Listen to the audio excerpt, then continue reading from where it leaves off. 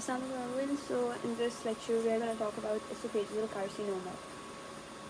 So before esophageal carcinoma we'll talk about two more things. ठीक है, सबसे पहले हम बात कर लेते हैं GERD की.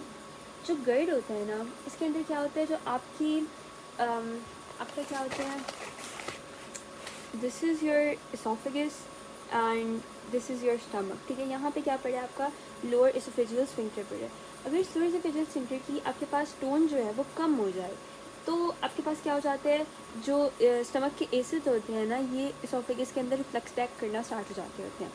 ठीक है, तो यही आपके पास GERD है, गैस्ट्रो इसोफेजियल रिफ्लक्स डिजीज़.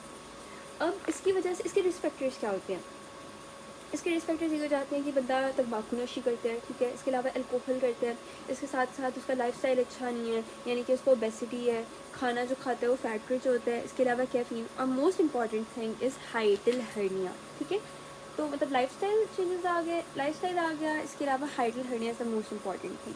ठीक है, अब क्या होता है कि नॉर्मली क्या होता है कि ये जो होता है ना आपका एसोफेगस फिर स्टमक, ठीक है, यहाँ पे क्या होता है, आपका डायफ्राम होता है. ठीक है, अब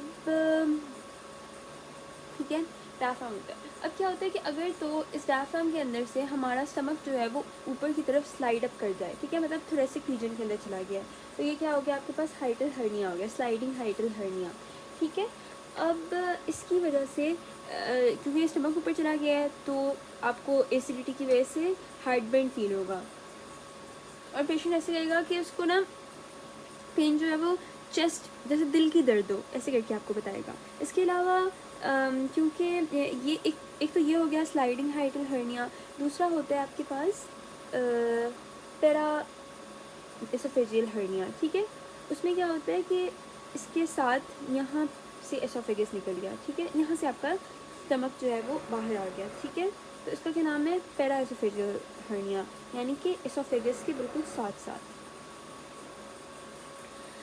अब इसकी वजह से क्या होगा, क्योंकि यहाँ पे हमारे पास ये जो फील्ड है ये लंग्स की फील्ड है. ठीक है, लंग्स की फील्ड में आपका स्टमक आ गया है तो ऑब्वियस सी बात है आपको जो आपकी लंग्स की डेवलपमेंट होगी एट एम्ब्रियोलॉजिकल लेवल वो सही से नहीं हो पाएगी. ठीक है, और अगर एक बड़ी उम्र का बंदा है लाइक उसके अंदर आपको एडल्ट ऑनसेट एस्थमा मिलेगा. This is very important that the asthma is adult onset, और साथ में आपको कफिंग भी मिल सकती है. ठीक है, इसके अलावा मज़ीद एसिड ऊपर आएगा तो क्या होगा, आपकी इनेमल जो होंगे वो डैमेज हो जाएगा. ठीक है, और अब क्या होता है कि एसिडिटी हो रही है एसोफेगस के अंदर. ठीक है, उस एसिडिटी की वजह से आपकी म्यूकोसा जो होगी ना वो आहिस्ता आहिस्ता यहाँ पे डैमेज होती रहेगी. ठीक है, डैमेज होती रहेगी, फिर जब म्यूकोसा डैमेज ही हो जाएगी बिल्कुल तो यहाँ पे अल्सर्स बन जाएंगे, और जब अल्सर्स हील करेंगे ना तो they get replaced by fibrous tissue, and वो फाइब्रस टिश्यू जो होगा वो हमारे पास स्ट्रक्चर्स कॉज कर देगा. ठीक है, और जो दूसरी चीज़ होती है दैट इज़ डायरेक्ट एसोफेगस. ठीक है,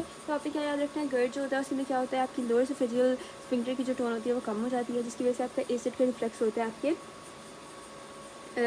एसोफेगस के अंदर आपके आने. ठीक है, और इसकी वजह से क्या होता है आपके पास इसकी कॉजेज़ होती हैं, क्या होती हैं, लाइफस्टाइल कॉजेज़ हो सकती हैं, या फिर हाइटल हर्निया मोस्ट इंपॉर्टेंट. ठीक है, उसकी वजह से क्या हो गया, आपके पास हार्ट बर्न हो गया, पेशेंट कहते हैं कि कार्डियक चेस्ट पेन को मिमिक कर रही है. इसके अलावा आपको क्या हो सकता होता है, एस्थमा हो सकता होता है. ठीक है, और इनेमल भी डैमेज हो सकता है, and the last thing is कि आपकी अल्सरेशन हो सकती है, एंड बैरेट एसोफेगस हो सकता है.